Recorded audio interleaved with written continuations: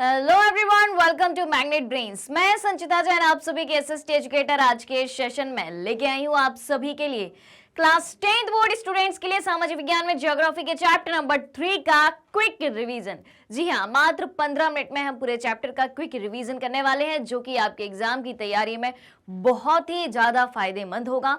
तो chapter number 3 जिसका नाम है जल संसाधन, मात्र 15 मिनट में अपन इसका रिवीजन करते हैं।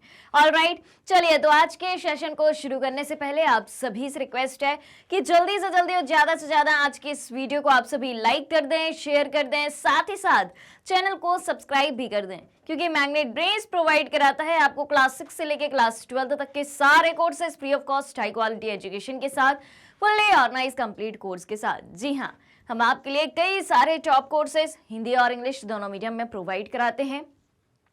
सीबीएसई बोर्ड के साथ साथ MP board, UP board, Bihar board, Delhi board और राजस्थान बोर्ड के सिलेबस को भी कवर कराया जाता है।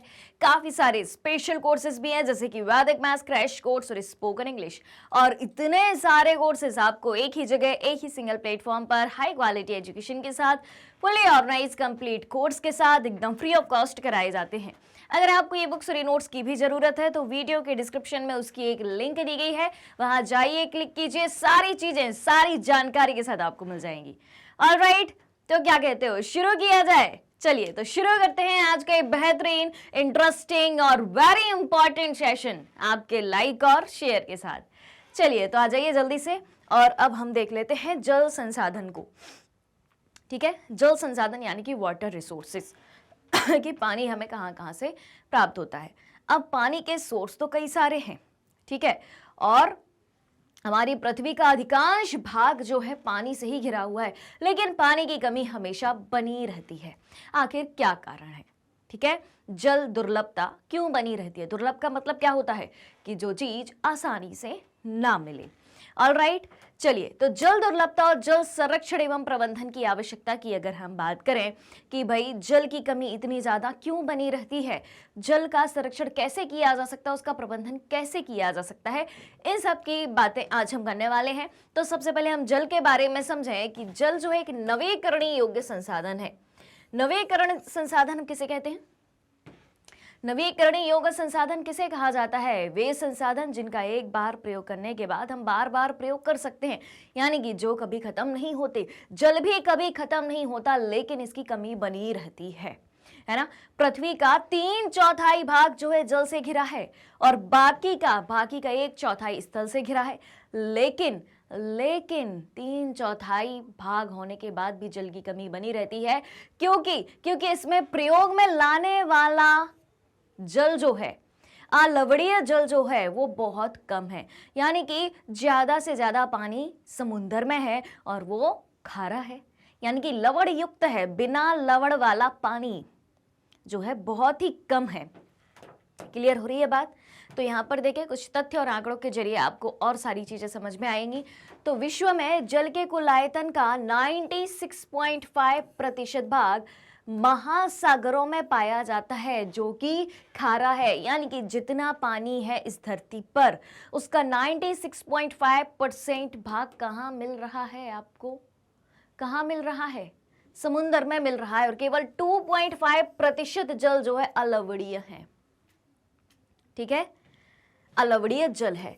तो भारत विश्व की वृष्टि का 4% हिस्सा प्राप्त करता है। क्लियर हो रही है बात? भारत पूरे विश्व की वर्षा का सिर्फ 4% प्राप्त करता है। और प्रति व्यक्ति जल उपलब्धता के मामले में अगर हम भारत की बात करें कि भारत का विश्व में कौन सा स्थान है, तो वो है 133वां स्थान।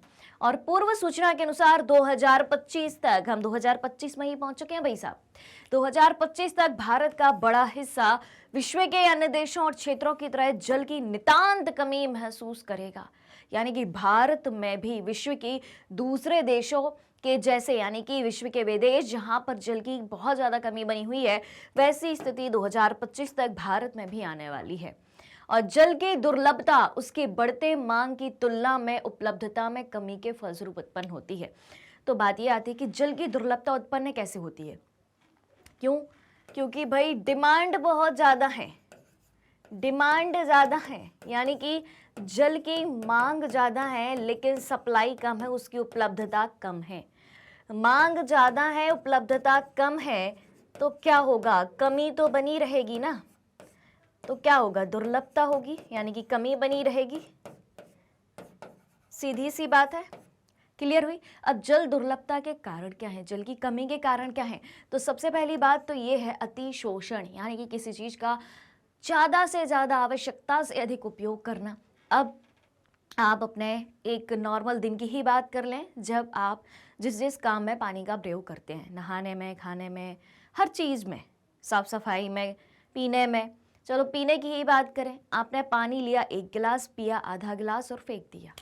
बर्तन साफ कर रहे हो, सिंक का नल चालू है और पानी बहता जा रहा है, एक एक बर्तन आराम से धुलता जा रहा है।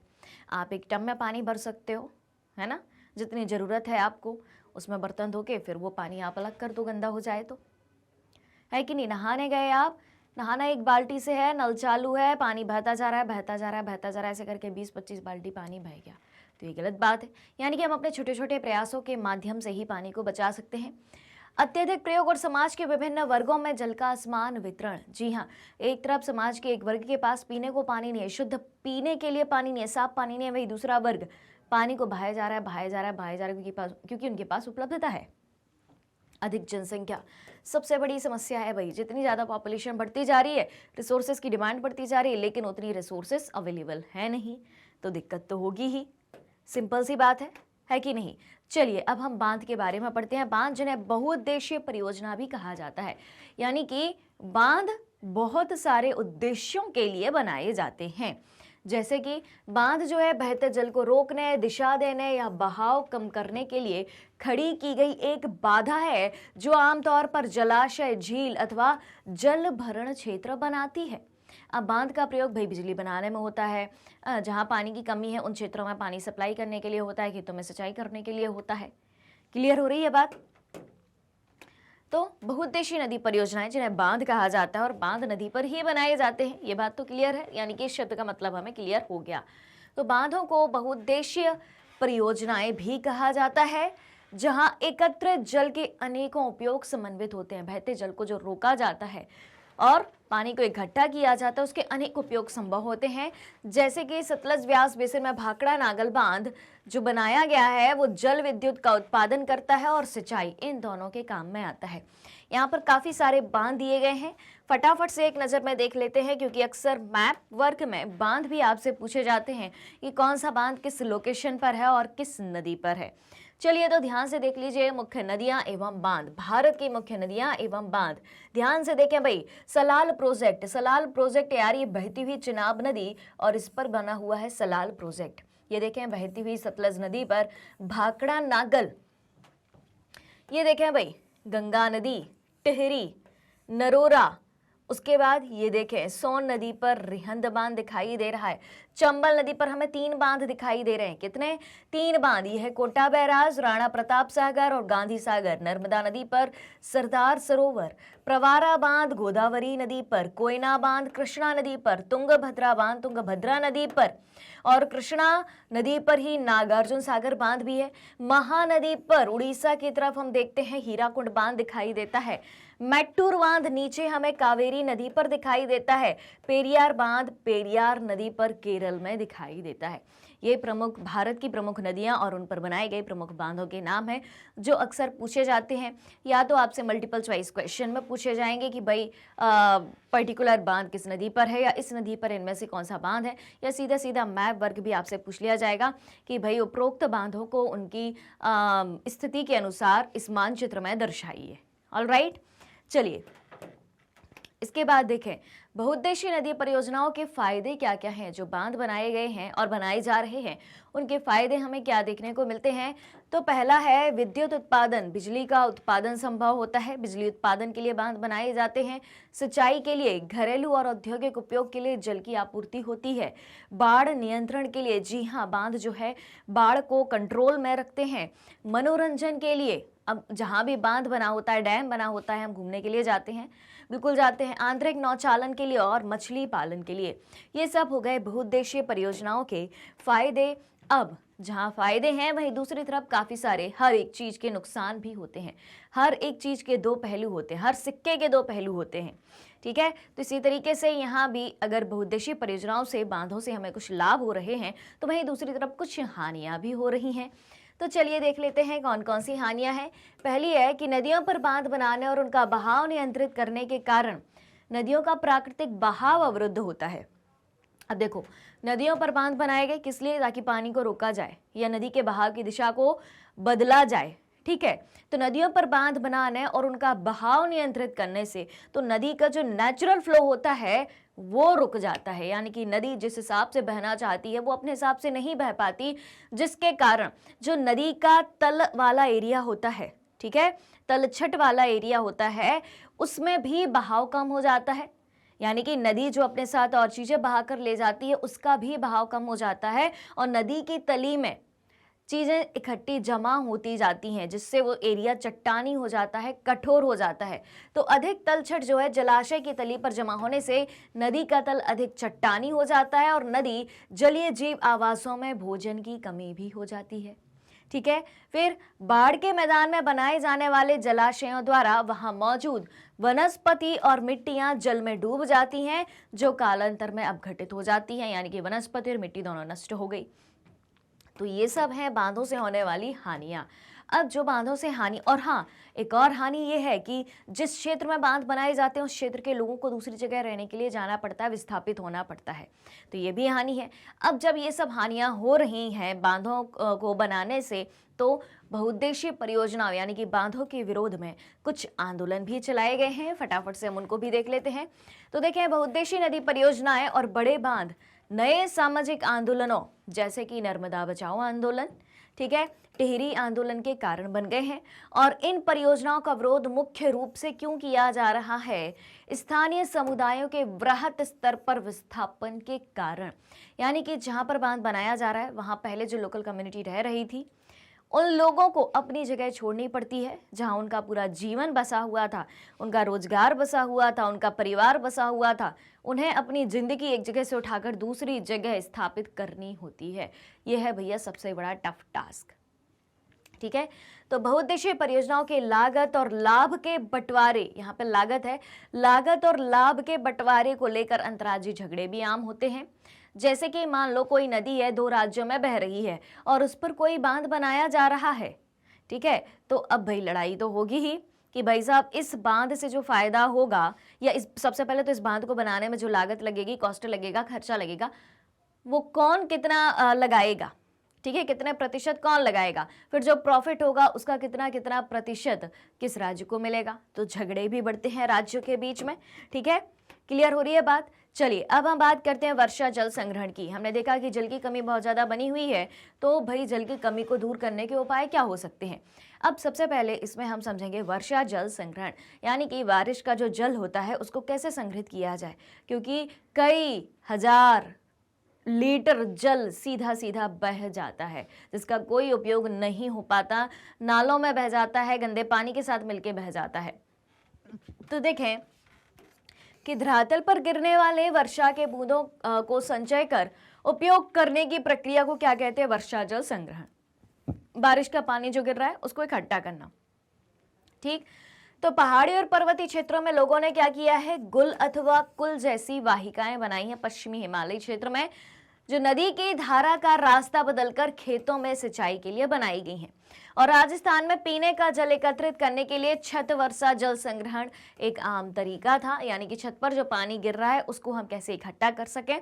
और पश्चिम बंगाल में बाढ़ के मैदान में लोग अपने खेतों की सिंचाई के लिए बाढ़ जल वाहिकाएं भी बनाते थे। इस तरीके से पानी को इकट्ठा किया जा रहा है।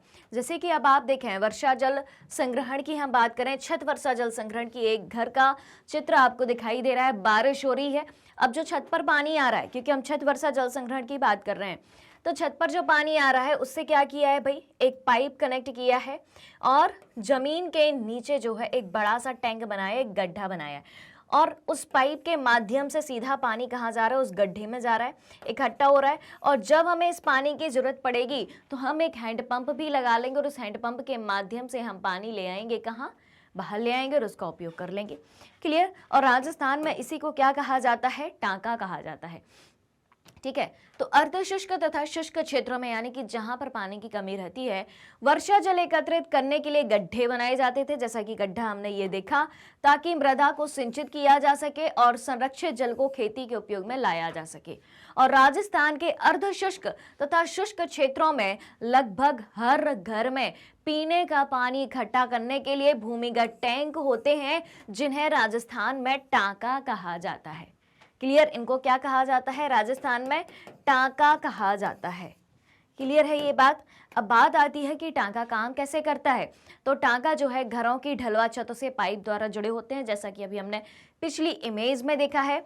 और वर्षा जल जो कि घर की ढालू छतों पर गिरता है, उसे पाइप के जरिए जो हमने भूमिगत टांका बनाया है उसमें पहुंचा दिया जाता है, पानी इकट्ठा होता जाता है और जब हमें पानी की जरूरत पड़ती है तो हम उस पानी को उपयोग में ले लेते हैं। तो जो टांका बनाया जाता है या टैंक बनाया जाता है भूमि के अंदर, वो मुख्य घर अथवा आंगन में बनाया जाता है और उसके जरिए पानी जो है छत से सीधा अंदर चला जाता है। ऑलराइट। तो ये रहा हमारा चैप्टर नंबर 3 का क्विक रिवीजन। मात्र 15 मिनट में हमने पूरे चैप्टर का रिवीजन कर लिया और जितनी भी चीज़ें इसमें मैंने आपको बताई हैं सारी की सारी इंपॉर्टेंट है, इससे बाहर कुछ भी नहीं आएगा। ऑलराइट। चलें तो फिर चलिए चलते हैं, मिलते हैं अगले चैप्टर के क्विक रिवीजन के साथ। तो अगर आप हमारे डेली के लाइव सेशन और रिकॉर्डेड सेशन से जुड़ना चाहते हैं, सारी चीज़ें उपलब्ध है मैग्नेट ब्रेन्स के यूट्यूब चैनल, वेबसाइट और एप्लीकेशन पर। मैग्नेट ब्रेन्स इंडिया का number 1 100% free online education platform है।